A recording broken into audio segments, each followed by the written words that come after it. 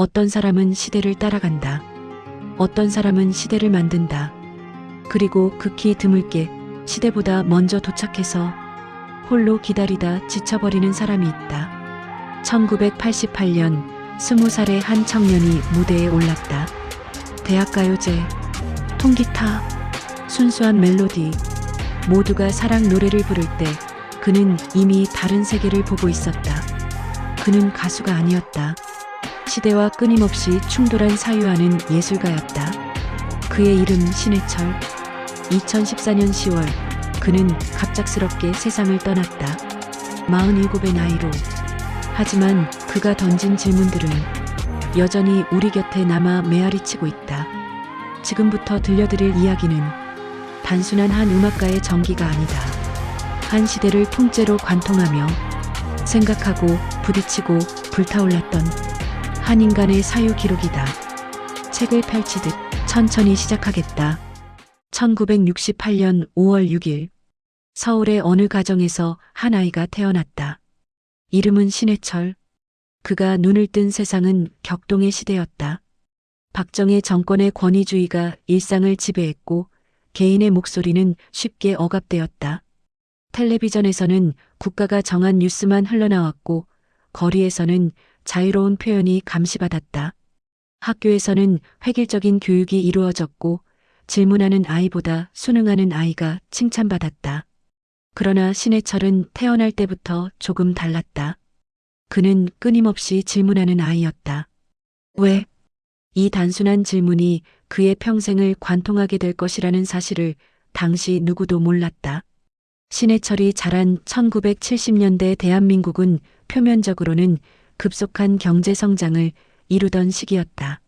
한강의 기적, 수출 증대, 새마을운동, 정부가 주도하는 근대화 프로젝트가 곳곳에서 벌어지고 있었다. 하지만 그 이면에는 깊은 억압이 존재했다. 유신 헌법이 선포되었고 긴급 조치가 발동되었다. 대학생들은 거리에서 최루탄을 맞았고 지식인들은 감옥에 갇혔다. 대중문화는 엄격한 검열 아래 놓여 있었다. 노래 가사 하나하나가 심의를 받았고 머리 길이조차 국가가 규제했다. 이런 시대에 자유로운 사고를 가진 아이로 자란다는 것은 결코 쉬운 일이 아니었다.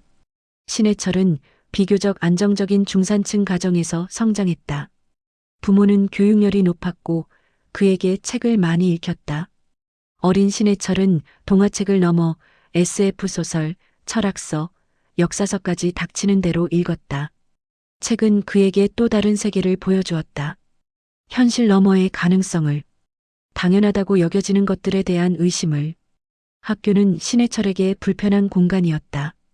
획일화된 교육 시스템, 암기 위주의 학습, 질문보다 복종을 요구하는 분위기.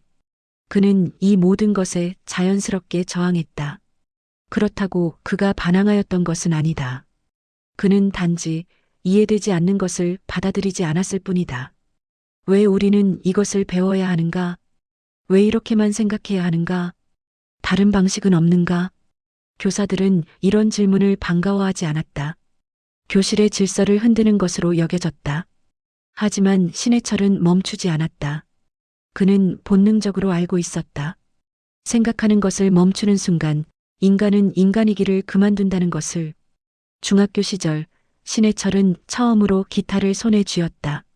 당시 대한민국 청소년들 사이에서 통기타는 일종의 문화 아이콘이었다. 청바지에 생머리 그리고 통기타. 대학가요제의 영향으로 포크 음악이 유행하던 시절이었다. 신해철도 처음에는 다른 아이들처럼 유행가를 따라쳤다. 하지만 곧 그는 깨달았다. 음악이 단순히 멜로디와 가사의 조합이 아니라는 것을. 음악은 생각을 담는 그릇이 될 수 있다는 것을. 소리를 통해 세상과 대화할 수 있다는 것을. 그는 밤늦도록 기타를 연습했다. 손가락이 부르트고 아파도 멈추지 않았다. 음악은 그에게 단순한 취미가 아니었다. 표현의 수단이었다. 자유의 언어였다. 1980년대 초반 신해철이 고등학생이 되었을 무렵 한국 사회는 또 한 번의 격변을 겪었다. 1980년 5월 광주. 계엄군과 시민들의 충돌. 수많은 죽음, 그리고 그 이후의 침묵. 언론은 진실을 보도하지 않았다. 학교에서는 이야기하지 말라고 했다. 하지만 소문은 퍼져나갔다. 젊은 신해철은 혼란스러웠다. 국가는 국민을 지켜야 하는 것 아닌가? 군대는 외부의 적으로부터 나라를 보호하는 것 아닌가? 그런데 왜 총구가 국민을 향했는가? 왜 진실이 묻히는가? 왜 질문조차 금지되는가? 이 의문들은 그의 내면 깊은 곳에 각인되었다. 그리고 훗날 그의 음악 세계를 형성하는 근간이 되었다. 1980년대 중반 한국 대중음악계는 매우 보수적이었다. 트로트가 주류였고 발라드가 인기였다. 가요 톱텐과 같은 음악 프로그램은 엄격한 심의 기준을 적용했다. 선정적이라 판단되는 의상은 금지되었고 사회 비판적 가사는 방송 불가 판정을 받았다. 록 음악은 불온하다고 여겨졌고 헤비메탈은 아예 이단 취급을 받았다. 대중은 자극적이지 않은 음악을 원했다. 정확히 말하면 그렇게 길들여져 있었다. 방송국은 안전한 음악만 틀었다. 기획사는 시장의 요구에 순응했다. 음악은 예술이기보다 상품이었다. 신해철은 이런 환경에서 자랐다. 그리고 본능적으로 거부감을 느꼈다. 음악이 이렇게 길들여져도 되는가? 예술이 권력과 시장의 눈치를 봐야 하는가? 표현의 자유는 어디에 있는가? 그는 아직 20살도 되지 않은 고등학생이었지만 이미 자신만의 음악 철학을 형성하기 시작했다. 1987년 신해철은 대학에 입학했다. 서울대학교 국어교육과. 당시 대한민국에서 서울대는 특별한 의미를 가졌다. 최고의 명문, 엘리트의 상징, 성공의 보증수표. 하지만 신해철에게 대학은 또 다른 의미였다. 자유의 공간, 사유의 광장, 억압에서 벗어난 해방구. 1987년은 한국 현대사에서 중요한 해였다. 6월 민주항쟁이 일어났고 독재 정권이 물러났다. 직선제 개헌이 이루어졌고 대통령 선거가 치러졌다. 거리에는 희망과 좌절이 뒤섞여 있었다. 대학 캠퍼스는 변화의 중심이었다. 학생들은 집회를 열었고 토론했고 노래를 불렀다. 신해철은 이 모든 것을 경험했다. 그리고 기타를 들었다. 대학 1학년 말 신해철은 몇몇 친구들과 밴드를 결성했다. 이름은 아직 정해지지 않았다. 그저 음악을 사랑하는 청년들의 모임이었다. 그들은 학교 근처 작은 연습실을 빌렸다. 낡은 악기들과 형편없는 음향 시스템. 하지만 그곳에서 신해철은 자유로웠다. 그는 밤새도록 음악을 만들었다. 멜로디를 실험했고 가사를 썼고 편곡을 시도했다. 그가 만든 노래들은 당시 유행하던 음악과 달랐다. 사랑 노래가 아니었다. 이별의 슬픔을 노래하지 않았다. 그가 노래한 것은 고독이었다. 존재에 대한 질문이었다. 세상과 개인의 관계였다. 1988년 초 그는 한 곡을 완성했다. 제목은 그대에게. 이 노래가 그의 인생을 완전히 바꿀 것이라는 사실을 그는 아직 몰랐다. 1988년 봄 MBC 대학가요제. 1977년부터 시작된 이 대회는 한국 대중음악계의 등용문이었다. 수많은 뮤지션들이 이 무대를 통해 세상에 나왔다. 이문세, 시인과 촌장, 들국화, 15비. 통기타 하나와 순수한 목소리만으로 대중의 마음을 사로잡던 시대였다. 1988년 신해철과 그의 친구들은 밴드 이름을 정했다. 무한궤도. 끝없이 순환하는 궤적. 정해진 경로 없이 끝없이 나아가는 여정. 이름부터 남달랐다. 대학가요제 예선이 시작되었다. 수백 팀이 참가했고 경쟁은 치열했다. 대부분의 팀들은 안전한 선택을 했다. 아름다운 멜로디의 사랑 노래, 감성적인 발라드, 대중이 좋아할 만한 노래. 무한궤도는 달랐다. 그들이 선택한 곡은 그대에게였다. 이 노래는 처음부터 다른 차원이었다. 인트로가 시작되면 어쿠스틱 기타의 아르페지오가 흐른다. 단순하지만 섬세한 멜로디, 그리고 신해철의 목소리가 들어온다. 그대 내 맘 떠나가도. 가사는 표면적으로 이별의 노래처럼 들렸다. 하지만 깊이 들여다보면 그게 전부가 아니었다. 이것은 고독에 대한 노래였다. 존재의 근본적인 외로움에 대한 성찰이었다. 사랑하는 사람조차 완전히 이해할 수 없는 개인의 고독. 타인과 연결되고 싶지만 결국 혼자일 수밖에 없는 인간 존재의 본질. 20살 청년이 쓴 노래치고는 너무 깊었다. 너무 철학적이었다. 너무 성숙했다. 예선을 통과하고 본선 무대에 올랐다. 1988년 가을, MBC 홀, 수백 명의 관객, 카메라, 조명, 신해철은 무대에 섰다. 그의 모습은 당시 다른 대학가요제 참가자들과 사뭇 달랐다. 긴 머리, 청바지, 무표정한 얼굴. 그는 관객을 향해 미소 짓지 않았다. 애교를 부리지도 않았다. 그저 기타를 들고 조용히 노래를 시작했다. 그의 태도에는 어떤 거부감이 있었다. 대중을 향한 영합의 거부, 시스템에 대한 저항. 그는 무대에서조차 타협하지 않았다. 노래가 끝났다. 잠시 침묵. 그리고 폭발적인 박수. 관객들은 무언가 다른 것을 느꼈다. 이것은 단순한 대학생 밴드의 공연이 아니었다. 새로운 세대의 목소리였다. 기성세대와는 다른 감수성이었다. 무한궤도는 대상을 받았다. 그대에게는 폭발적인 반응을 얻었다. 라디오에서 틀어졌고 음반이 발매되었고 차트 1위에 올랐다. 하룻밤 사이에 신해철은 스타가 되었다. 20살의 대학생이 갑자기 국민적 가수가 된 것이다. 하지만 이 성공은 시작에 불과했다. 아니, 어쩌면 갈등의 시작이었다. 대중은 신해철을 사랑했다. 그의 목소리를, 그의 노래를. 하지만 대중이 원한 것은 그대에게와 같은 감성적인 발라드였다. 아름답고 슬프고 위로가 되는 노래. 신해철이 만들고 싶었던 것은 그게 아니었다. 그는 생각을 노래하고 싶었다. 질문을 던지고 싶었다. 세상과 충돌하고 싶었다. 1989년 무한궤도는 정규 1집 앨범을 발매했다.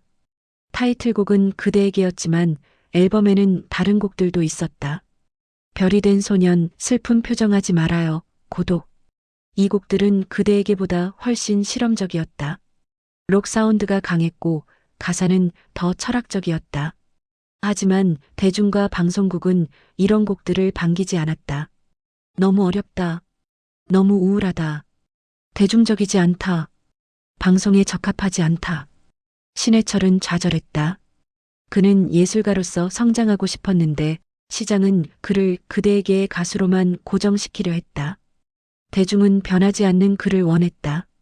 하지만 그는 끊임없이 변하는 사람이었다. 1989년 말 무한궤도는 2집 준비에 들어갔다. 신해철은 확신이 있었다. 이번에는 타협하지 않겠다.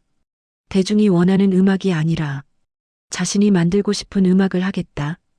2집 앨범 작업 과정은 순탄치 않았다. 소속사는 상업적 성공을 원했다. 프로듀서는 안전한 방향을 제안했다. 하지만 신해철은 고집했다. 그는 록을 하고 싶었다. 더 거친 사운드, 더 직설적인 메시지, 더 실험적인 구성. 결국 이 집은 신해철의 의도대로 발매되었다. 타이틀곡은 지난 날들이었다. 이 곡은 그대에게와 완전히 달랐다. 일렉트릭 기타의 강렬한 리프, 드럼의 파워풀한 비트, 그리고 신해철의 절규하는 듯한 보컬. 가사는 과거에 대한 회상이자 비판이었다. 아름답게 포장된 추억이 아니라 냉정하게 해부하는 과거. 반응은 엇갈렸다. 일부는 열광했다. 신해철의 진화를 환영했다. 하지만 더 많은 사람들은 당황했다. 왜 그대에게 같은 노래를 안 부르는가? 왜 이렇게 거칠어졌는가? 왜 변했는가? 차트 성적은 1집만 못했다. 방송 출연도 줄어들었다. 무한궤도는 대중의 외면을 받았다. 하지만 신해철은 후회하지 않았다. 그는 이미 다음을 준비하고 있었다. 1991년 무한궤도는 공식적으로 해체되었다. 겉으로는 멤버 간의 음악적 차이 때문이라고 했다. 하지만 진짜 이유는 달랐다. 신해철은 더 이상 기존의 틀에 갇혀 있을 수 없었다. 그는 새로운 음악을 원했다. 더 급진적인 실험을, 더 자유로운 표현을. 무한궤도는 그에게 스타의 지위를 주었다. 하지만 동시에 족쇄이기도 했다. 그대에게 신해철, 감성적인 발라드 가수, 대중이 원하는 이미지. 그는 그 모든 것을 벗어던지고 싶었다. 해체 소식에 팬들은 충격을 받았다. 언론은 아쉬워했다. 하지만 신해철은 확신했다. 이것은 끝이 아니라 시작이라는 것을. 1991년부터 1992년까지 신해철은 조용한 시간을 보냈다. 대중 앞에 거의 나타나지 않았다. 프로그레시브 록, 하드록, 헤비메탈, 그리고 한국적인 것과 결합시키려 시도했다. 전통 악기의 소리, 한국어의 리듬, 한국 사회의 현실. 그는 혼자가 아니었다. 새로운 동료들을 만났다. 비슷한 생각을 가진 뮤지션들, 시스템에 저항하는 예술가들. 그들과 함께 신해철은 새로운 밴드를 준비했다. 이름은 넥스트. 방송 출연을 최소화했다. 그는 연습실에 틀어박혀 음악을 만들었다. 새로운 사운드를 실험했다. 신디사이저, 샘플링, 일렉트로닉 요소들. 당시 한국 음악계에서는 생소한 것들이었다. 그는 해외 음악을 연구했다. 새로운 실험팀.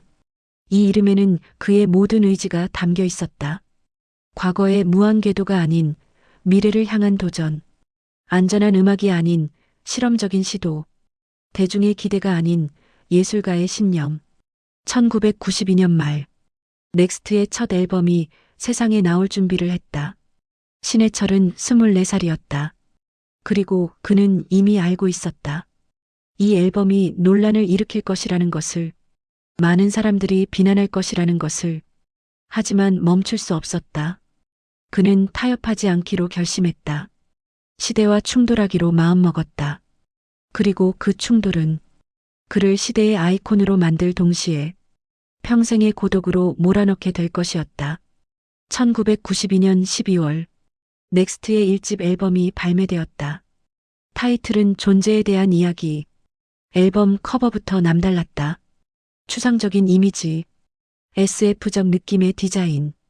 어디에도 멤버들의 얼굴 사진은 없었다. 당시 가요 앨범들이 가수의 얼굴을 전면에 내세우던 것과 완전히 달랐다. 이것은 의도적인 선택이었다. 신해철은 스타의 이미지가 아닌 음악 자체로 평가받기를 원했다. 앨범을 처음 듣는 사람들은 충격을 받았다. 이것은 한국 음악이 맞는가? 첫 트랙부터 강렬한 일렉트릭 기타가 울려 퍼졌다. 드럼이 폭발했다. 베이스가 땅을 흔들었다. 그리고 그 위에 신디사이저의 몽환적인 소리가 겹쳐졌다. 넥스트의 음악은 당시 한국에서 들어본 적 없는 것이었다. 프로그레시브 록의 복잡한 구성, 헤비메탈의 강렬함, 일렉트로닉 음악의 실험성, 그리고 그 모든 것을 한국어로, 한국적 정서로 담아냈다. 나라라 병아리라는 곡이 있었다. 제목만 들으면 동요 같았다. 하지만 내용은 전혀 달랐다. 이것은 군대에 대한 노래였다. 획일화된 시스템에서 개인이 사라지는 과정을 노래했다. 날아라 병아리 날아라 푸른 하늘 날지를 못하니 꿈도 날지 못하네. 가사는 직접적이었다. 한국 사회의 억압적 구조를 정면으로 비판했다. 방송국은 이 곡의 방송을 거부했다. 군대를 비하한다는 이유였다. 하지만 신해철은 개의치 않았다. 그는 방송을 위해 음악을 만드는 것이 아니었다. 1집의 또 다른 대표곡은 더 오션이었다. 이 곡은 넥스트의 음악 세계를 압축적으로 보여주었다. 인트로는 잔잔한 신디사이저로 시작된다. 바다의 파도 소리가 샘플링되어 흐른다. 그리고 점차 기타가 들어오고 드럼이 쌓이고 폭발한다. 8분이 넘는 긴 곡이었다. 당시 3-4분짜리 노래가 대부분이던 시절 8분짜리 곡은 상업적 자살 행위였다. 하지만 신해철은 음악적 필요를 따랐다. 이 곡은 이 길이어야만 표현할 수 있었다. 바다처럼 광활한 감정을, 파도처럼 밀려오는 사유를, 더 오션은 가사가 거의 없었다. 대부분 악기 연주로 채워졌다. 기타 솔로가 몇 분씩 이어졌다. 키보드가 공간을 채웠다. 이것은 노래가 아니라 음악적 서사시였다. 넥스트의 앨범들은 일관된 세계관을 가지고 있었다. SF적 상상력, 미래에 대한 성찰, 기술과 인간의 관계. 1집은 존재에 대한 질문이었다. 2집은 세계에 대한 탐구였다. 3집은 우주를 무대로 한 오페라였다. 각 앨범은 독립적이면서도 연결되어 있었다. 하나의 거대한 이야기를 구성했다. 신해철은 왜 SF를 선택했을까? 그것은 현실을 우회적으로 비판하는 방법이었다. 미래를 이야기하면서 현재를 말할 수 있었다. 우주를 배경으로 하면서 한국 사회를 그릴 수 있었다. 검열을 피하면서 진실을 말할 수 있었다. 넥스트의 가사는 단순하지 않았다. 한 번 듣고 이해되지 않았다. 여러 번 반복해서 듣고 생각해야 했다. 라젠카 세이브 어스라는 곡이 있었다. 이것은 구원에 대한 노래였다. 하지만 종교적 구원이 아니었다. 신이 인간을 구원하는 것이 아니라 인간이 스스로를 구원해야 한다는 메시지였다. 신은 없어 우린 홀로 남겨졌네. 우리 스스로 일어서야 해. 이런 가사는 당시 한국 사회에서 논란이 될 수밖에 없었다. 보수적인 종교계는 반발했다. 무신론을 조장한다고 비난했다. 하지만 신해철은 무신론자가 아니었다. 그는 단지 맹목적인 믿음을 거부했다. 생각 없는 추종을 경계했다. 스스로 질문하고 스스로 답을 찾아야 한다고 믿었다. 넥스트의 음악에는 강한 사회 비판이 담겨 있었다. 권력에 대한 비판, 획일화에 대한 거부, 자유에 대한 갈망. 우리 게임이라는 곡은 한국 사회의 경쟁 구조를 비판했다. 입시 경쟁, 취업 경쟁, 생존 경쟁. 모두가 같은 목표를 향해 달려가도록 강요받는 사회. 개인의 다양성이 억압되는 시스템. 다시 시작해 같은 게임 속에서 언제까지 뛸 거야 정해진 길만 달려. 이 가사는 수많은 젊은이들의 공감을 얻었다. 그들은 신해철의 음악에서 자신의 목소리를 발견했다. 억눌려 있던 감정을 표현하는 수단을 찾았다. 넥스트는 끊임없이 실험했다. 새로운 악기를 도입했다. 시타르, 탐탐, 민속 악기들. 서양 음악과 동양 음악의 융합을 시도했다. 록과 국악의 만남, 일렉트로닉과 전통 타악기의 조화. 이런 실험들은 항상 성공적이지는 않았다. 때로는 불협화음이 나기도 했다. 하지만 신해철은 실패를 두려워하지 않았다. 실험 없는 예술은 죽은 예술이라고 믿었다. 3집 라젠카는 그의 실험 정신이 절정에 달한 작품이었다. 컨셉 앨범, 우주를 배경으로 한 록 오페라. 이야기는 복잡했다. 어떤 행성에서 전쟁이 일어나고 사람들은 구원자를 기다린다. 하지만 구원자는 오지 않는다. 사람들은 스스로 일어서야 한다는 깨달음을 얻는다. 이 이야기를 음악으로 풀어냈다. 20개가 넘는 트랙. 각 곡은 이야기의 한 장면을 표현했다. 오프닝부터 엔딩까지 하나의 거대한 서사를 구성했다. 넥스트의 진가는 라이브 무대에서 드러났다. 음반으로 듣는 것과 무대에서 직접 보는 것은 차원이 달랐다. 신해철은 무대 위에서 완전히 다른 사람이 되었다. 조용하고 내성적이던 모습은 사라졌다. 그는 폭발했다. 기타를 휘두르고 소리를 질렀고 관객과 하나가 되었다. 넥스트의 공연은 단순한 음악회가 아니었다. 제의였다. 축제였다. 해방구였다. 공연장에서 젊은이들은 일상의 억압에서 벗어났다. 그들은 신해철의 음악과 함께 외쳤다. 자유를, 개성을, 저항을. 넥스트는 상업적으로 큰 성공을 거두지 못했다. 앨범은 많이 팔리지 않았다. 방송 출연도 제한적이었다. 하지만 열성적인 팬층이 형성되었다. 넥스트를 사랑하는 사람들. 그들은 단순한 팬이 아니었다. 일종의 공동체였다. 같은 가치관을 공유하는 사람들. 신해철의 철학에 공감하는 이들. 넥시스트들은 앨범을 수십 번씩 반복해서 들었다. 가사를 분석했고 의미를 해석했다. 인터넷 동호회를 만들어 토론했다. 1990년대 중후반 인터넷이 보급되기 시작하면서 넥시스트들의 활동은 더욱 활발해졌다. PC통신 동호회, 웹사이트, 팬카페, 그들은 온라인에서 만나 신해철의 음악을 나누었다. 넥스트 시절을 거치면서 신해철의 음악 철학은 확고해졌다. 첫째, 음악은 상품이 아니라 예술이다. 시장의 요구에 따라 만들어지는 것이 아니라 예술가의 신념에 따라 창조되어야 한다. 둘째, 음악은 메시지를 담아야 한다. 아름다운 소리만으로는 부족하다. 생각을 전달하고 질문을 던지고 변화를 일으켜야 한다. 셋째, 실험을 멈추지 말아야 한다. 안전한 길은 쉽지만 의미가 없다. 위험을 감수하고 새로운 것을 시도해야 한다. 넷째, 대중과 타협하지 않는다. 인기를 위해 예술적 신념을 버리지 않는다. 진정성을 지켜야 한다. 이런 철학은 상업적 성공과는 거리가 멀었다. 하지만 신해철은 개의치 않았다. 그는 부자가 되기 위해 음악을 하는 것이 아니었다. 유명해지기 위해 노래하는 것이 아니었다. 그는 단지 말해야 할 것을 말하고 싶었다. 들어야 할 것을 들려주고 싶었다. 생각하게 만들고 싶었다. 2000년대 초 넥스트는 활동을 중단했다. 멤버들의 음악적 방향 차이가 커졌다. 신해철은 더 전위적인 실험을 원했지만 다른 멤버들은 좀 더 대중적인 접근을 원했다. 결국 헤어지기로 했다. 신해철은 다시 솔로로 돌아왔다. 2000년 솔로 1집 모노크롬을 발매했다.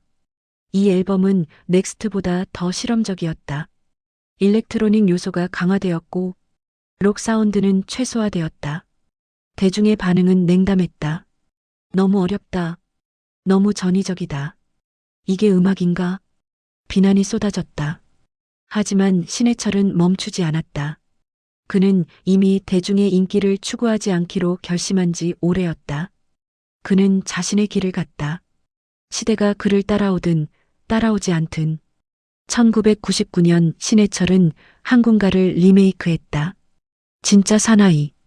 원곡은 경쾌한 군가였다. 하지만 신해철의 버전은 완전히 달랐다. 헤비메탈 스타일로 편곡했다. 강렬한 기타 리프, 폭발하는 드럼, 절규하는 보컬, 그리고 가사를 바꿨다.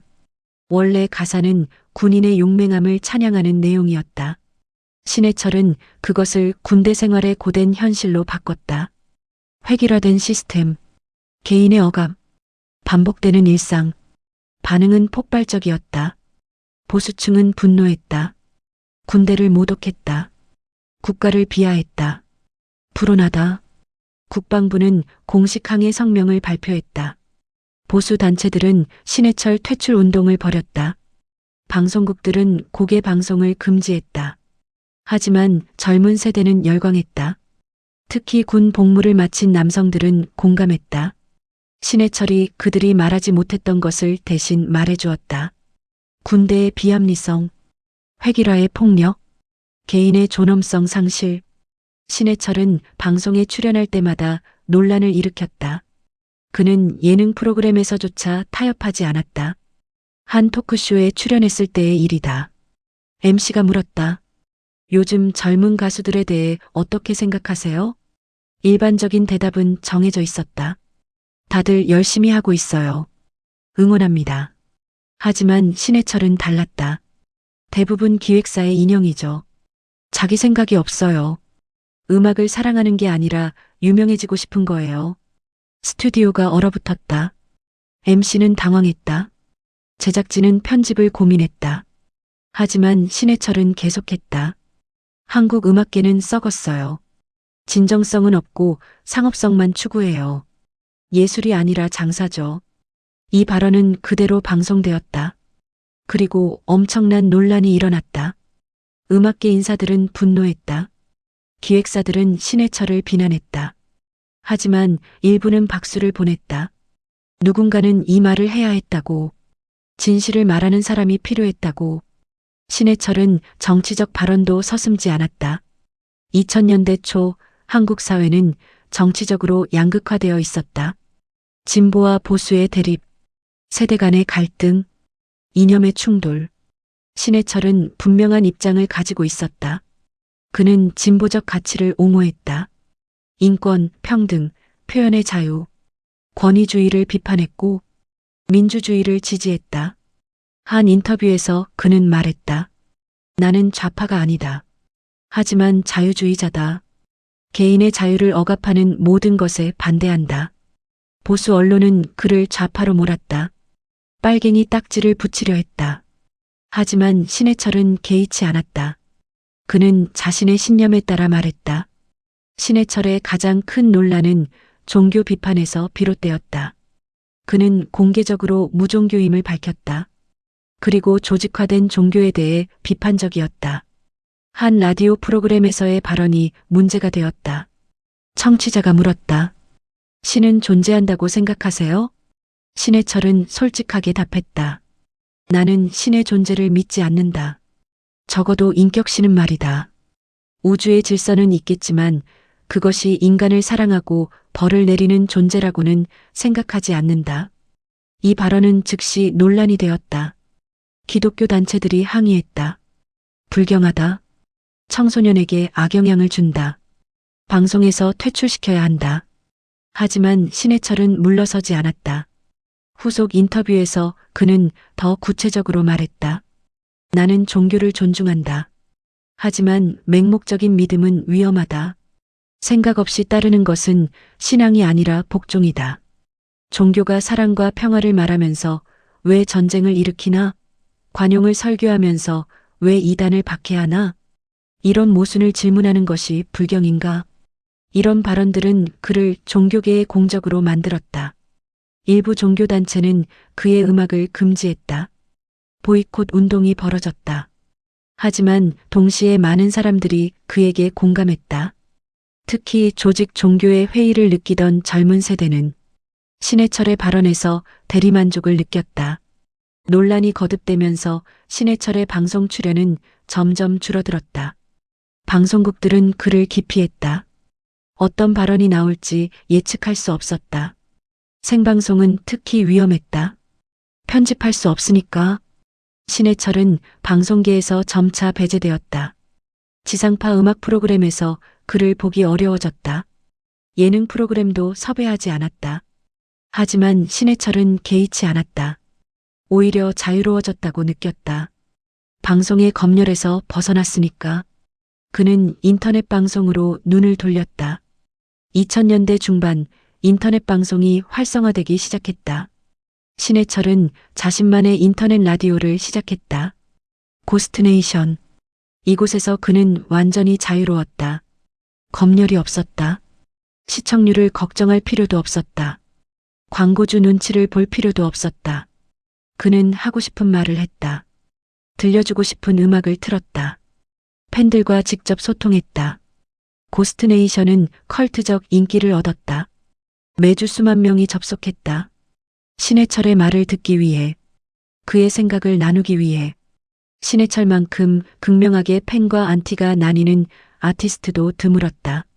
그를 사랑하는 사람들은 열렬히 사랑했다. 그의 음악을 종교처럼 믿었다. 그의 말을 복음처럼 받아들였다. 그를 단순한 가수가 아니라 사상가로 여겼다.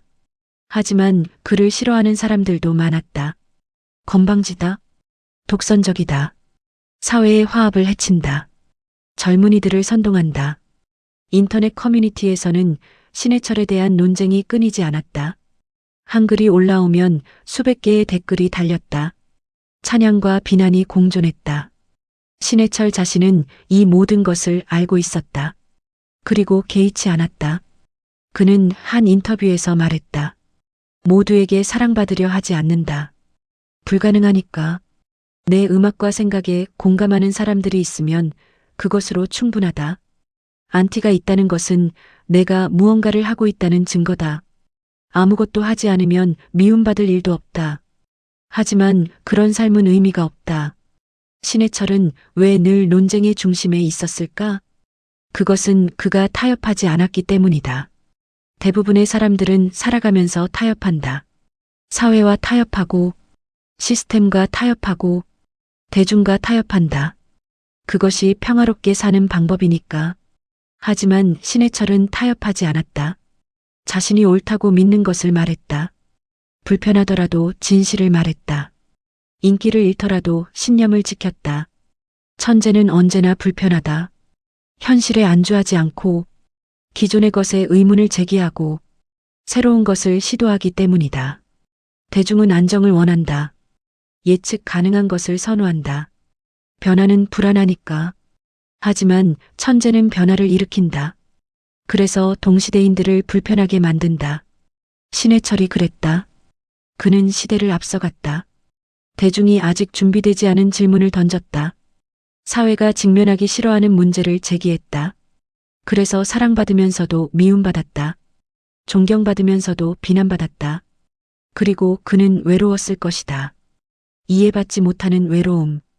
혼자 앞서가는 고독. 하지만 멈출 수 없었다.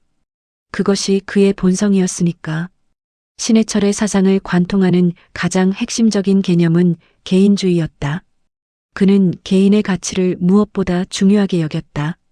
집단보다 개인, 사회보다 자아, 전체보다 부분. 한국 사회는 전통적으로 집단주의 문화였다. 개인은 가족을 위해, 회사를 위해, 국가를 위해 희생해야 했다. 우리가 나보다 중요했다. 개인의 행복은 전체의 이익에 종속되었다. 신해철은 이런 사고방식에 정면으로 반대했다. 그는 말했다. 개인이 행복하지 않은데 어떻게 사회가 행복할 수 있나? 나무가 건강하지 않으면 숲도 병든다. 그의 노래들은 개인의 자유를 노래했다. 남들과 다른 것을 두려워하지 말 것, 자신의 목소리를 찾을 것, 타인의 시선에 굴복하지 말 것. 나라라 병아리는 이런 메시지를 담고 있었다. 획일화된 시스템에서 개성을 잃어버린 개인들, 모두가 같은 모습으로 변해가는 사회. 하지만 노래는 외친다. 날아라. 비록 날개를 잃었어도 다시 날 수 있다고. 신해철에게 표현의 자유는 절대적 가치였다. 그는 검열을 증오했다. 누가 무엇을 말할 수 있는지 정하는 것. 어떤 생각은 허용되고 어떤 생각은 금지되는 것. 그는 이런 모든 형태의 억압에 저항했다. 한 칼럼에서 그는 썼다. 표현의 자유는 기분 좋은 말을 할 자유가 아니다. 불편한 진실을 말할 자유다. 모두가 동의하는 것을 말하는 데는 용기가 필요 없다. 진짜 자유는 소수의 의견을 말할 수 있을 때 비로소 실현된다. 그는 방송 심의를 강하게 비판했다. 누가 어른들인가? 누가 청소년에게 무엇이 좋고 나쁜지 판단할 권리가 있는가? 청소년은 보호받아야 할 대상이 아니라 존중받아야 할 주체다. 그의 이런 주장은 논란을 불러일으켰다. 보수층은 반발했다. 청소년 보호는 중요하다. 유해한 콘텐츠로부터 지켜야 한다. 하지만 신해철은 물러서지 않았다. 진짜 유해한 것은 검열이다. 생각을 막는 것이다. 자유롭게 생각하지 못하는 청소년이 어떻게 건강한 어른이 되겠는가? 신해철은 철저한 합리주의자였다. 그는 감정보다 이성을, 믿음보다 증거를, 전통보다 논리를 중시했다. 왜? 이 질문이 그의 모든 사고의 출발점이었다. 당연하게 여겨지는 것들에 질문했다. 전통이라고 무조건 따르지 않았다. 권위가 있다고 맹목적으로 믿지 않았다. 그는 과학적 사고방식을 옹호했다. 과학은 진리를 찾는 방법이다.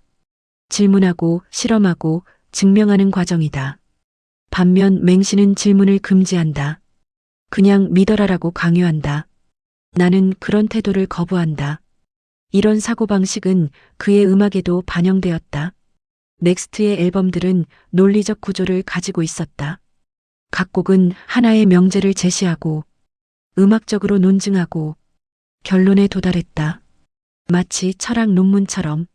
신해철의 종교가는 가장 큰 논란을 일으켰다. 그는 조직화된 종교에 비판적이었다. 하지만 그렇다고 영성 자체를 부정한 것은 아니었다. 그는 구분했다. 종교 제도와 영적 탐구를, 교리와 신앙을, 교회와 신을. 한 에세이에서 그는 썼다. 나는 종교 조직을 믿지 않는다. 하지만 인간에게 영적 차원이 있다는 것은 인정한다. 우주의 신비, 존재의 의미, 이런 것들에 대해 탐구하는 것은 중요하다. 문제는 종교가 이런 탐구를 독점하려 한다는 것이다. 우리만 진리를 안다고 주장한다. 우리를 따르지 않으면 구원받지 못한다고 협박한다. 이것은 영성이 아니라 권력이다. 그는 특히 종교의 배타성을 비판했다. 모든 종교가 자기만 옳다고 주장한다. 그럼 누가 진짜 옳은가? 신이 여럿인가? 아니면 모두가 틀린 것인가? 진정한 영성은 포용이어야 한다. 다른 믿음을 존중하고 함께 진리를 탐구해야 한다. 하지만 현실의 종교들은 서로 싸운다. 신의 이름으로 전쟁을 한다. 이게 신앙인가? 신해철의 가장 급진적인 주장은 인격신의 부재였다. 그는 공개적으로 말했다. 나는 인격을 가진 신, 인간을 사랑하고 미워하고 벌을 내리는 신을 믿지 않는다. 우주는 질서가 있다. 물리 법칙이 있고 수학적 아름다움이 있다. 하지만 그것이 의식을 가진 존재 때문이라고는 생각하지 않는다.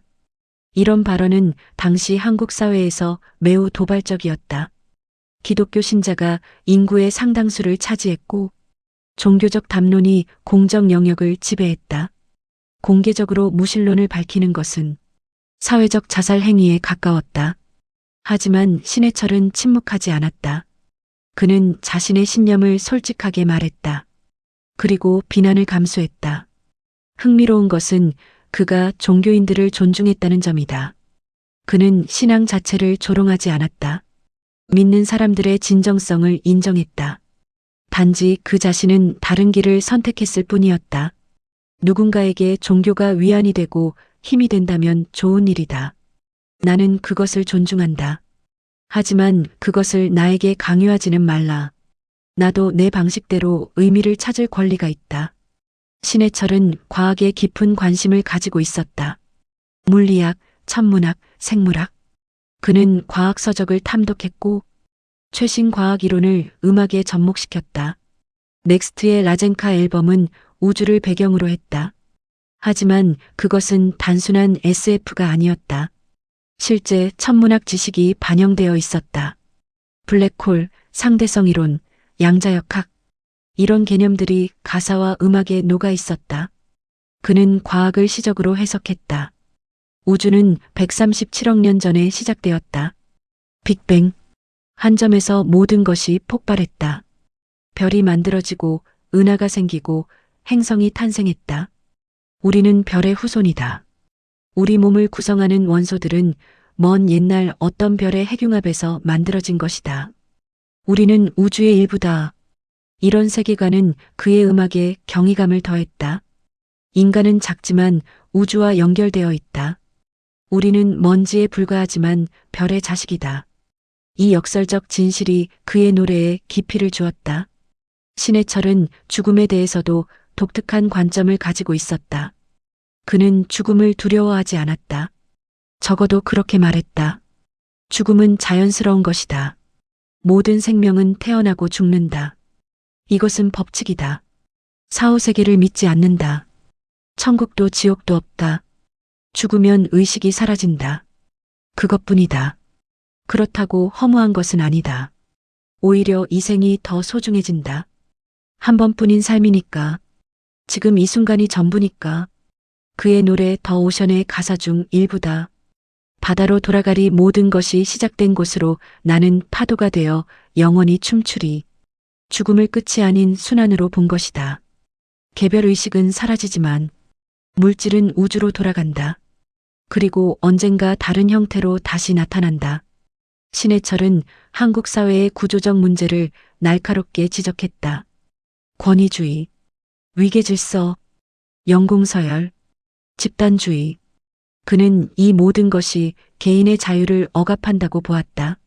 한국 사회는 나이로 사람을 판단한다. 나이가 많으면 무조건 존중받아야 한다. 나이가 적으면 의견을 말할 자격이 없다. 이게 말이 되는가? 회사에서는 상사의 말이 절대다. 아무리 틀려도 따라야 한다. 아무리 옳아도 아랫사람 의견은 무시된다. 이것이 효율적인 시스템인가? 그는 학벌 사회도 비판했다. 한국은 학벌로 사람을 나눈다. 어느 대학을 나왔는지가 능력보다 중요하다. 이것은 중세의 신분제와 다를 바 없다. 군대 문화에 대해서도 비판적이었다. 군대는 필요하기다.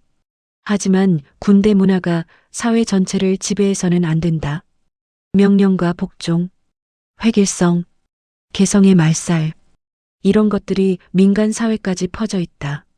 신해철은 한국 교육 시스템을 강하게 비판했다. 한국 교육은 생각하는 인간을 만들지 않는다. 암기하는 기계를 만든다. 학생들은 질문하지 않는다. 질문하는 것이 버릇없다고 배운다. 그저 주어진 것을 외우고 시험을 본다. 창의성은 사라진다. 모두가 같은 답을 쓰도록 훈련받는다. 다른 생각을 하면 틀린 것이 된다. 그는 대안을 제시했다. 교육은 정보를 주입하는 것이 아니라 생각하는 방법을 가르치는 것이어야 한다. 질문을 장려해야 한다. 의심을 키워야 한다. 비판적 사고를 훈련해야 한다. 시험으로 사람을 줄 세우는 것을 그만둬야 한다. 각자의 재능을 발견하고 키우는 교육이 필요하다. 신해철에게 예술은 무엇이었을까? 그는 한 인터뷰에서 말했다. 예술은 아름다움을 추구하는 것이 아니다. 진실을 드러내는 것이다. 예쁘게 포장된 거짓말보다 투박한 진실이 낫다. 예술가는 시대의 거울이어야 한다. 사회를 있는 그대로 비춰야 한다. 그것이 불편하더라도 그는 상업 예술을 경멸했다. 음악이 상품이 되면 영혼을 잃는다. 판매고를 위해 만들어진 음악은 음악이 아니라 소음이다. 하지만 동시에 현실을 인정했다. 나도 먹고 살아야 한다. 앨범을 팔아야 한다. 하지만 적어도 영혼은 팔지 않으려 한다. 그는 예술가의 역할을 명확히 했다. 예술가는 불편한 진실을 말하는 사람이다. 대중이 듣기 싫어하는 것을 말하는 사람이다. 그래서 예술가는 외롭다. 하지만 그것이 우리의 소명이다. 신해철은 독특한 소통 방식을 가지고 있었다. 그는 직설적이었다. 에둘러 말하지 않았다. 완곡어법을 쓰지 않았다. 이것은 때로 그를 무례하게 보이게 만들었다. 하지만 그는 정직하다고 생각했다. 나는 거짓말을 못한다. 아부도 못한다. 그래서 손해를 많이 본다. 하지만 어쩔 수 없다. 내 성격이 그렇다. 그는 팬들과도 솔직하게 소통했다. 인터넷 방송에서, 팬카페에서, SNS에서 그는 자신의 생각을 숨김없이 드러냈다. 정치적 견해도 개인적 감정도 이런 투명성은 양날의 검이었다. 팬들은 그의 솔직함을 사랑했다.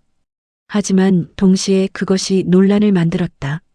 신해철의 많은 생각들은 당시에는 급진적이었지만 지금은 점차 받아들여지고 있다. 개인의 권리, 표현의 자유, 다양성의 존중, 권위에 대한 의문. 2000년대 초반 그가 이런 것들을 말했을 때 많은 사람들이 불편해했다. 하지만 2020년대의 젊은 세대에게 이것들은 당연한 가치가 되었다. 신해철은 시대를 10년, 20년 앞서 있었다. 그래서 동시대인들은 그를 이해하지 못했다. 그래서 그는 외로웠다. 하지만 그는 멈추지 않았다. 시대가 따라올 때까지 기다리지 않았다. 그냥 앞으로 나아갔다. 혼자라도. 2014년 봄은 평범하게 시작되었다. 신해철은 여전히 음악 작업을 하고 있었다. 새 앨범을 준비하고 있었다. 라디오 프로그램을 진행하고 있었다. 팬들과 소통하고 있었다. 그는 46살이었다. 젊지는 않았지만 아직 충분히 활동할 나이였다. 하지만 그는 피곤함을 느끼고 있었다. 체중이 줄어들고 있었다. 소화가 잘 안 되었다. 처음에는 스트레스 때문이라고 생각했다.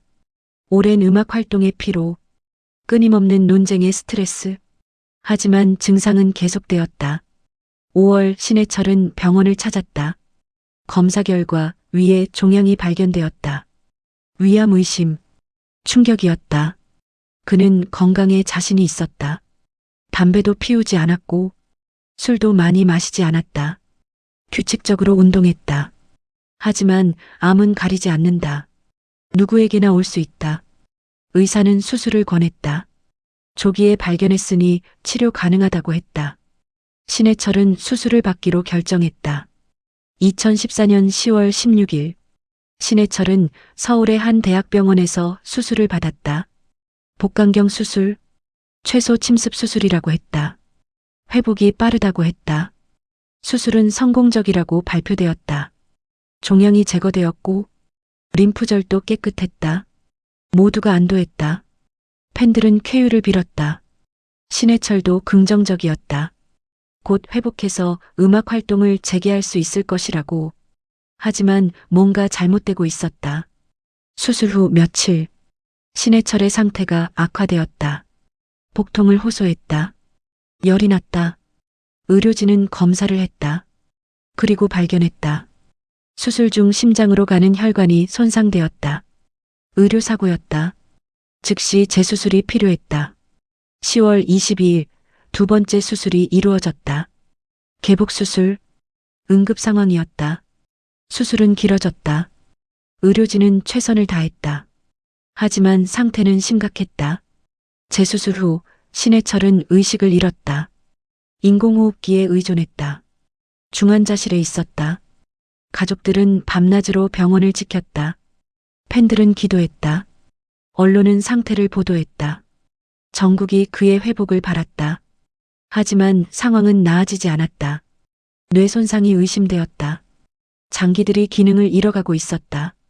의사들은 할 수 있는 모든 것을 했다. 하지만 역부족이었다. 2014년 10월 27일 오후 5시 7분 서울 강남의 한 병원 중환자실, 신해철의 심장이 멈췄다. 47년의 삶이 끝났다. 너무 갑작스러웠다. 불과 2주 전만 해도 그는 활동하고 있었다. 라디오에서 웃고 있었다. 팬들과 이야기하고 있었다. 그리고 지금 그는 없었다. 부고가 전해졌다. 온라인은 순식간에 추모글로 가득 찼다. 사람들은 믿을 수 없었다. 어떻게 이럴 수 있나? 왜 이렇게 갑자기? 신해철의 죽음은 한국 사회에 큰 충격을 주었다. 음악계는 슬픔에 잠겼다. 동료 뮤지션들은 애도했다. 한 시대가 저물었다고 말했다. 팬들은 오열했다. 넥시스트들은 허탈감에 빠졌다. 그들의 정신적 지주가 사라진 것이었다. 하지만 슬픔과 함께 분노도 있었다. 왜 이런 일이? 의료사고가 아니었다면? 더 조심했다면? 다른 병원이었다면? 의문이 쏟아졌다. 신해철의 죽음 이후 의료사고 의혹이 제기되었다. 수술 중 혈관 손상, 초기 대응의 문제, 병원 측은 해명했다. 불가항력이었다. 합병증이었다. 최선을 다했다. 하지만 유족은 받아들이지 않았다. 조사를 요구했다. 진상을 밝혀야 한다고 주장했다. 언론은 연일 보도했다. 전문가들이 의견을 냈다. 의학계는 논쟁했다. 이 사건은 한국 의료 시스템의 문제를 드러냈다. 의료사고 보상 시스템의 부재, 환자 안전 관리의 허점, 의사와 병원의 책임 문제, 결국 소송으로 이어졌다. 수년간 법정 공방이 계속되었다. 하지만 신해철은 돌아오지 않았다. 신해철의 장례는 조용히 치러졌다. 가족과 가까운 지인들만 참석했다. 대중추모는 별도로 마련되었다. 수만 명이 찾아왔다. 젊은이들, 중년들, 노년들, 세대를 넘어 그를 기억하는 사람들. 그들은 꽃을 놓았다. 편지를 남겼다. 눈물을 흘렸다. 추모 공간에는 그의 음악이 흘렀다. 그대에게 더 오션 라젠카. 사람들은 조용히 들었다. 그리고 깨달았다. 그의 음악은 끝나지 않았다는 것을. 그의 목소리는 여전히 살아있다는 것을. 신해철의 죽음과 함께 한국 음악계의 한 시대가 막을 내렸다. 1980년대 말부터 2010년대 초까지 25년 동안 그는 달려왔다. 끊임없이 실험하고, 끊임없이 질문하고, 끊임없이 충돌했다. 그는 안전한 길을 가지 않았다. 대중이 원하는 것을 주지 않았다. 시장의 요구에 굴복하지 않았다. 그래서 그는 상업적으로 큰 성공을 거두지 못했다. 그래서 그는 방송에서 배제되었다. 그래서 그는 외로웠다. 하지만 그는 자신의 길을 갔다. 타협하지 않았다. 포기하지 않았다. 그리고 그 길 위에서 죽었다. 47살. 너무 이른 나이. 아직 할 일이 많았다. 만들 음악이 많았다. 전할 메시지가 많았다. 하지만 시간은 더 이상 주어지지 않았다. 신해철이 떠난 후 놀라운 일이 벌어졌다. 그를 기억하는 사람들이 점점 늘어났다. 생전에 그를 비난하던 사람들조차 그의 가치를 인정하기 시작했다. 추모 공연이 열렸다. 동료 뮤지션들이 모여 그의 노래를 불렀다. 그대에게를 부르며 울었다. 더 오션을 연주하며 그를 그리워했다. 매년 10월이 되면 추모 행사가 열렸다. 팬들이 모였다. 음악을 들었다. 그를 기억했다. 시간이 지날수록 참석자는 늘어났다. 신해철을 실시간으로 경험하지 못한 젊은 세대도 찾아왔다. 그들은 그의 음악을 발견했다. 그의 메시지에 공감했다. 그리고 깨달았다. 이 사람은 자신들의 시대를 미리 살다 간 사람이라는 것을. 신해철의 가사들이 새롭게 조명받기 시작했다. 생전에는 너무 어렵다고, 너무 난해하다고 비판받던 가사들. 이제 사람들은 그 속에 담긴 의미를 발견했다. 우리 게임, 왜 가사, 다시 시작해 같은 게임 속에서 이것은 단순히 게임에 대한 노래가 아니었다.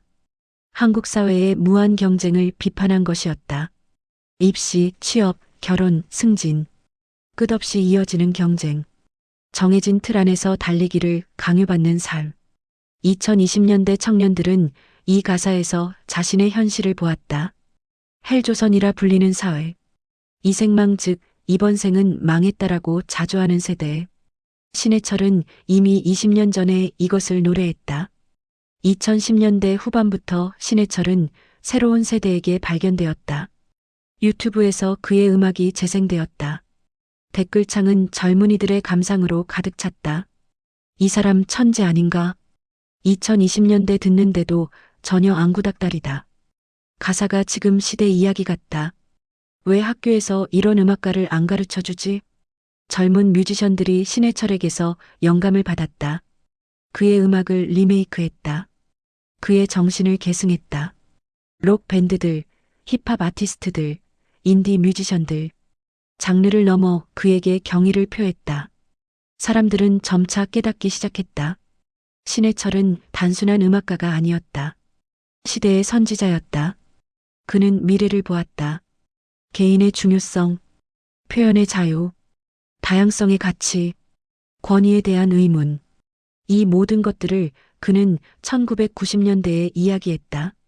당시 사람들은 이해하지 못했다. 너무 급진적이라고 했다. 사회 질서를 해친다고 했다. 하지만 2020년대가 되자 이것들은 상식이 되었다. MZ세대의 핵심 가치가 되었다. 신해철은 30년을 앞서 있었던 것이다. 음악평론가들이 신해철의 앨범들을 재평가했다. 생전에는 난해하다고, 상업성이 없다고 평가절하되었던 작품들. 이제는 한국 대중음악사의 중요한 이정표로 인정받았다. 넥스트의 1집 더 비깅, 프로그레시브 록의 한국적 실현, 2집 더 월드, 사회 비판과 철학적 성찰의 결합, 3집 라젠카, 록 오페라라는 새로운 형식의 시도. 이 앨범들은 한국 음악이 얼마나 깊어질 수 있는지 보여주었다. 대중음악이 단순한 오락을 넘어 예술이 될 수 있음을 증명했다. 신해철의 영향은 음악을 넘어섰다. 그는 사회적 담론에도 영향을 미쳤다. 표현의 자유에 대한 그의 주장, 개인의 권리에 대한 그의 강조, 권위에 대한 그의 비판. 이것들은 한국 사회가 변화하는 데 기여했다. 물론 그 혼자만의 공은 아니었다. 수많은 사람들이 함께 싸웠다. 하지만 신해철은 그중 가장 목소리가 컸다. 가장 타협하지 않았다. 가장 일관되었다. 젊은 세대는 그에게서 용기를 얻었다. 다르게 생각해도 된다는 것. 시스템의 의문을 제기해도 된다는 것. 자신의 목소리를 내도 된다는 것. 인터넷과 SNS의 발달은 신해철의 영향력을 확장시켰다. 그의 인터뷰 영상들이 유튜브에 올라왔다. 짧게 편집된 클립들이 바이럴되었다. 그의 명언들이 밈이 되었다. 생각하지 않는 사람은 인간이 아니다. 대중에게 영합하지 마라. 질문을 멈추지 마라. 이런 말들이 SNS에서 공유되었다. 젊은이들은 이것을 프로필에 적었다. 자신의 신념으로 삼았다. 신해철은 죽었지만 그의 말은 살아서 계속 퍼져나갔다. 신해철이 운영하던 인터넷 방송 고스트네이션. 이것은 전설이 되었다. 방송 녹음본들이 아카이브되어 있다. 사람들은 여전히 듣는다. 2010년대에 방송된 내용을 2020년대에 들으면서 그의 통찰력에 놀란다. 그는 이미 알고 있었다. 한국 사회가 어디로 가고 있는지, 무엇이 문제인지, 어떻게 바뀌어야 하는지. 고스트네이션은 단순한 라디오 프로그램이 아니었다. 사유의 공간이었다. 대화의 장이었다. 그리고 지금도 그 기능을 하고 있다. 신해철의 열성 팬들, 넥시스트들. 그들은 그의 죽음 이후에도 활동을 이어가고 있다. 추모 행사를 조직하고, 음악을 보존하고, 정신을 전파한다. 그들은 단순한 팬클럽이 아니다. 일종의 사상 공동체가 되었다. 신해철의 철학을 실천하려는 사람들, 넥시스트들은 다양한 분야에서 활동한다. 음악가, 작가, 교육자, 활동가. 그들은 각자의 방식으로 신해철의 정신을 이어간다. 자유롭게 생각하고, 당당히 표현하고, 끊임없이 질문하며. 신해철이 던진 질문들은 여전히 유효하다. 개인과 사회의 관계는 무엇인가? 자유와 질서는 어떻게 균형을 이뤄야 하는가? 예술은 무엇을 위해 존재하는가? 진리를 찾는 방법은 무엇인가? 이런 질문들에는 정답이 없다. 하지만 계속 질문해야 한다. 생각을 멈추지 말아야 한다. 신해철은 이것을 가르쳤다. 그리고 그의 음악은 계속해서 이 질문들을 우리에게 던진다. 아이러니하게도 신해철은 죽음으로써 불멸이 되었다. 생전에는 시대에 앞서 있어 외로웠다. 하지만 이제 시대가 그를 따라잡았다. 그의 음악은 과거의 유물이 아니다. 지금 이 순간에도 살아 숨쉰다. 2020년대 청년이 리게임을 들으며 공감한다. 자신의 이야기라고 느낀다. 2030년에도 2040년에도 사람들은 그의 음악을 들을 것이다. 그리고 자신의 시대를 발견할 것이다. 이것이 위대한 예술의 힘이다. 시간을 초월한다. 신해철에게는 하지 못한 일들이 많았다. 만들고 싶었던 앨범들, 시도하고 싶었던 실험들, 전하고 싶었던 메시지들. 그는 47에 멈췄다. 너무 일렀다. 하지만 어쩌면 그것이 맞았는지도 모른다. 그는 타협을 모르는 사람이었다. 나이가 들면서 순해지거나 시장에 굴복하거나 체제에 편입되는 것을 상상할 수 없다. 그는 영원히 저항하는 예술가로 남았다. 영원히 질문하는 사상가로 기억된다. 완성되지 않은 채로. 하지만 그렇기에 더욱 강렬하게. 오늘도 어디선가 누군가 처음으로 신해철의 음악을 듣는다. 유튜브에서, 스트리밍 서비스에서. 그리고 놀란다. 이렇게 좋은 음악이 있었다니. 이렇게 깊은 가사가 있었다니. 그들은 더 찾아 듣는다. 앨범을 섭렵하고 인터뷰를 찾아보고 그의 철학을 이해하려 한다. 그리고 깨닫는다. 신해철은 과거의 인물이 아니라 지금 우리와 함께 있다는 것을. 그의 음악은 박물관에 있는 게 아니라 우리의 일상에 살아있다는 것을. 우리는 때때로 시대를 따라가는 사람을 천재라 부른다. 트렌드를 읽고 대중을 만족시키고 성공을 거두는 사람들. 하지만 진짜 천재는 다르다. 시대를 기다리지 않는다. 앞서가고 홀로 서고 외로워한다. 신해철은 그런 사람이었다. 그는 1988년 그대에게로 대중의 사랑을 받았지만 그 사랑에 안주하지 않았다. 그는 끊임없이 변했고, 끊임없이 도전했고, 끊임없이 질문했다. 대중은 당황했고, 시장은 외면했고, 방송은 배제했다. 하지만 그는 멈추지 않았다. 넥스트를 만들었고, 실험했고, 철학을 노래했다.